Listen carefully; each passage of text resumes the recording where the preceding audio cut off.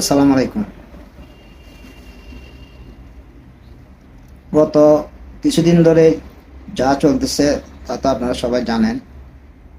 ভারতের মিডিয়ার অতিরিক্ত বাড়াবাড়ি, সেটা নিয়ে সারা বিশ্বের মধ্যে একটা মানে ওই যে ভারত যে গুজব করে, গুজব পরীক্ষা করার জন্য একটা সিস্টেম আছে রিউমার স্ক্যানার নামে, ফ্যাক্ট চেকার নামে পরিচিত। তারা অনেক সুনামের সাথে কাজটা করে।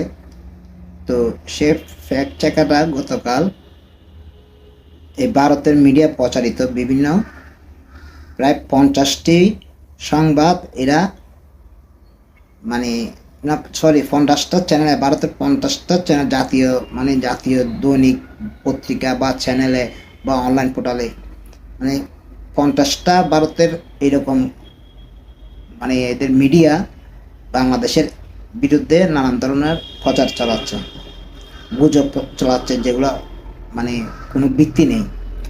তো সেটার উপর ভিত্তি করে রিউমার স্ক্যানাররা কয়েকটা সংবাদ পরীক্ষা করে দেখেছে, সবগুলো না, কয়েকটা, সম্ভবত 15-20টা এরকম হবে। এর মধ্যে 13টায় পাওয়া গেল গুজব। এর মধ্যে সর্বাধিক প্রচারিত হয়েছে, 5টা গুজব প্রচারিত হয়েছে রিপাবলিক টিভিতে। এখন অনেকেই বলে যে বাংলাদেশে অনেকের মুখে আমি শুনেছি কথাটা, যে আমরা রিপাবলিক টিভি না দেখলে তো হয়, বা ভারতের চ্যানেল যারা ভারত যখন গুজব ছড়াচ্ছে আমরা সেগুলো না দেখলে তো হয়, এগুলো তো না দেখলে আমাদের কোনো সমস্যা নেই, এগুলো বরঞ্চ আমরা দেখে তাদেরকে উৎসাহিত করতেছি। কথাটা একেবারেই ভুল। আপনি কেউ একটা গল্প আছে না, চুর আসছে, একসময় গিয়ে সবাই বিশ্বাস করলো চোর আসবে না, একসময় গিয়ে টিকে চোর আসছে, সেদিন আর ঘরের মধ্যে কিছু থাকলো না, সব কিছু চুরি করে নিয়ে গেছে। তো এখন আমরা যদি এগুলো খেয়াল না রাখি, আমরা যদি এগুলো নিয়ে কথা না বলি, তাহলে তো ভারতের আগ্রাসন দিন দিন বাড়তে থাকবে। ভারতের আগ্রাসন দিন দিন বাড়তে থাকবে। আমাদের এগুলো দেখতে হবে, আমাদের এগুলো দেখে প্রতিবাদ করতে হবে, এগুলো নিয়ে কথা বলতে হবে, এগুলো নিয়ে পরিকল্পনা করতে হবে, এগুলাকে বিশ্ববাসীর সামনে প্রচার করতে হবে যে এগুলো গুজব, মিথ্যা। ভারত দাঙ্গা লাগানোর একটা চেষ্টা করতেছে, সেই জন্য ভারত এগুলো করতেছে, ভারতের সরকার অনুমতি নিয়ে ভারতের মিডিয়াগুলো এগুলো করতেছে। এগুলো তো আমাদের প্রমাণ করতে হবে, এগুলো আমাদেরকে বলতে হবে, এগুলো নিয়ে আমাদের কথা বলতে হবে, কারণ আমরা যদি চুপচাপ থাকি তাহলে তো হবে না। এখন যে রিউমার স্ক্যানার যে করছে সেখানে যে প্রমাণিত হয়েছে, এখন তাহলে ভারতের মুখটা উন্মোচিত হয়ে গেল বিশ্ববাসীর কাছে। তারপর কিন্তু এরা থেমে নেয়। এরা গতকালকেও আমি দেখলাম, এদের মিডিয়াতে আমি দেখলাম, আবার এদের মধ্যে যোগান দিচ্ছে, এদেরকে যোগান দিচ্ছে যারা বাংলাদেশ থেকে পালিয়ে গেছে, মাফিয়া হাসিনা সহ, তারা এদেরকে যোগান দিচ্ছে। এবং এরা এখানে ভারতের মিডিয়ার সাথে মিশে এসব গুজবগুলো ছড়াচ্ছে। আচ্ছা, একটা জিনিস চিন্তা করেন, বা আওয়ামী লীগ যারা করে, তারা তারা কি সবাই কি হিন্দু? না, তারা তো বেশিরভাগ মুসলিম নামধারী।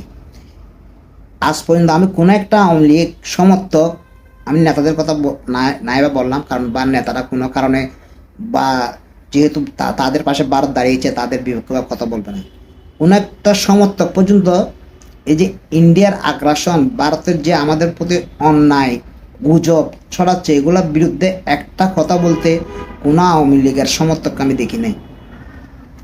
চিন্তা করেন, এরা আবার নিজেদেরকে দেশপ্রেমিক দাবি করে, এরা মুক্তিযুদ্ধের শক্তি বলে দাবি করে, কিন্তু তারা এই যে এত বড় একটা ঘটনা ঘটতেছে দেশে, তার চেয়ে বড় কথা হলো ইস্কন নিয়ে যে হিন্দু জঙ্গিবাদরা একজন মুসলিমকে মেরে ফেলছে কুপিয়ে, বিনা দোষে বিনা অপরাধে, অন্তত তার প্রতিবাদ করতে পারত। কিন্তু আওয়ামী লীগ সেটা করে নাই। কেন করে নাই? কারণ আওয়ামী লীগের রক্তে মিশিতে আছে ভারতের রক্ত, তাদের রক্তে মিশিত আছে হিন্দুদের রক্ত। কারণ এরা 71 সালে যে ভারতে আশ্রয় নিয়েছিল, তখন এদেরকে ভারত দাদারা এদেরকে কাজ করে দিছিল। সেই জন্য এদের রক্তে, এদের সন্তানরা যা হয়েছে সবগুলাদের রক্তে, আওয়ামী লীগ যারা করে সবগুলার রক্তে এই যে ভারতের রক্ত। সেই জন্য এরা ভারতের বিরুদ্ধে কথা বলতে ভয় পায়, সত্য কথাটা বলতে ভয় পায়, দেশের বিরুদ্ধে যে ষড়যন্ত্র করতেছে সেটা বলতে এরা ভয় পায়।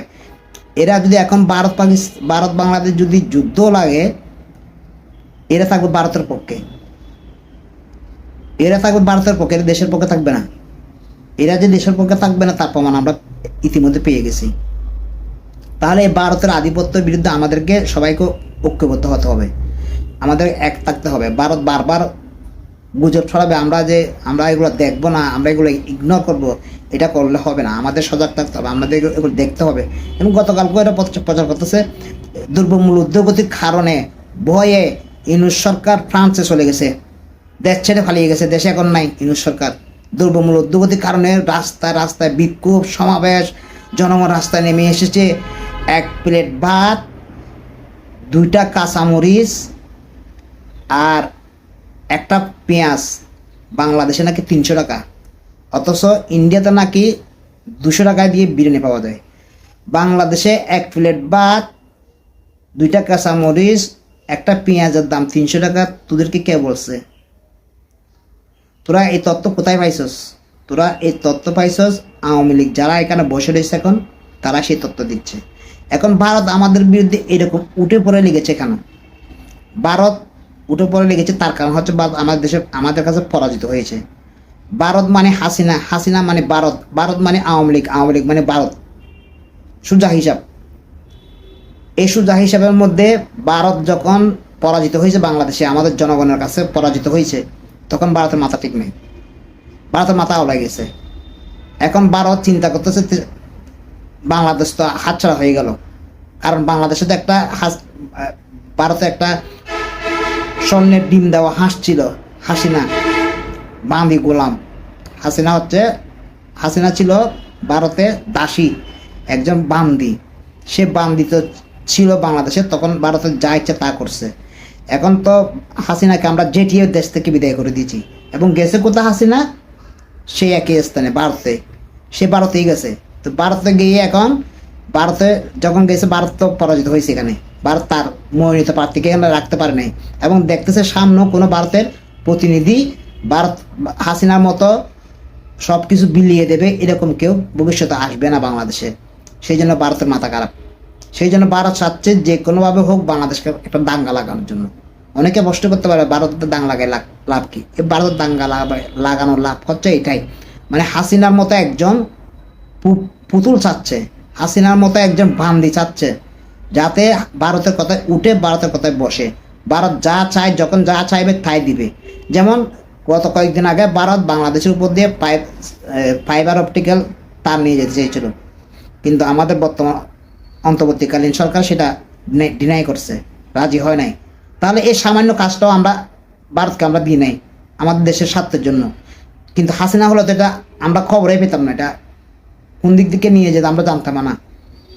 তাহলে এই যে ছোটো ছোটো বিষয় এবং এর থেকে বড় বড় বিষয় বন্ধ সব কিছু দেওয়া হয়েছে, এবং সরকার অন্তর্বর্তীকালীন কয়েকদিন আগে ঘোষণা দিছে যে ভারতের সাথে সবগুলো চুক্তি খতিয়ে দেখা হবে এবং সবগুলো অসম চুক্তি বাতিল করা হবে।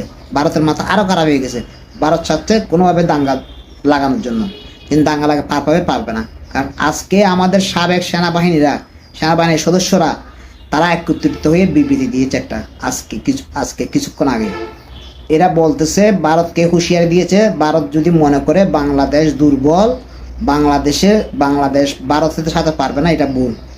বাংলাদেশ যে কোনো মোকাবেলায়, ভারতের সাথে যে কোনো যুদ্ধে বাংলাদেশ ফাইট করতে পারবে, বাংলাদেশ এখন জয় হবে। কারণ ভারত বাংলাদেশে এখন আগের 72 সালে ভারত যে 72 সালে বাংলাদেশকে দেখছিল, সেই 72 সালে এখন 72 সালে বাংলাদেশ নাই, বাংলাদেশ এখন অনেক দূর এগিয়ে গেছে। এই জন্য ভারতকে বলছে সাবধান হওয়ার জন্য, আমাদের সাবেক সেনাপ্রধানরা বলছে, সেনাবাহিনীর সদস্যরা বলেছে। তাছাড়া ভারতের আর একটা দিক দিয়ে মাথা খারাপ, কারণ এই একদিক দিয়ে যদি ভারত পাকিস্তানের বর্ডার, ভারতের সাথে পাকিস্তানের যেদিকে বর্ডার আছে সব দিকে ভারত মার খায়, তারপর চীনের সাথে যেদিকে বর্ডার আছে সেখানেও ভারত মার খায়। দুই দিক থেকে মার খেয়ে বাংলাদেশের সাইডে এসে বাংলাদেশের জনগণকে গুলি করে হত্যা করে বিএসএফ। এখন সেটা পারতেছে না, বরঞ্চ উল্টা বাংলাদেশ চাপতেছে। এখন ভারতকে বাংলাদেশও চাপতেছে, চীনও চাপতেছে, পাকিস্তানও চাপতেছে, এখন ভারত পড়ছে মাইকা চিপায়। এই ভারতের এখন মাথা খারাপ, কারণ ভারত এখন কোথাও যাওয়ার আর রাস্তা নাই, ভারত আর পালানোর সুযোগ নেই, দাদাগিরি করার সুযোগ চলে গেছে ভারতের। এখন ভারতকে প্রতিবেশী হিসাবে সম্মান দিয়ে সবার সাথে সম্মানের সহিত মর্যাদার সহিত ভারতকে সবার সাথে সম্পর্ক রাখতে হবে। একঘেয়েমি গাদ্দারি করে সম্পর্ক এগুলো চলবে না। ভারতের আধিপত্য আমরা সবাই মিলেমিশে রুখে দেব, এবং ভারত আমরা রুখে দিতে পারবো ইনশাল্লাহ, আমাদের সে সক্ষমতা আছে। আজকে পর্যন্ত সবাই ভালো থাকবেন, আল্লাহ হাফেজ।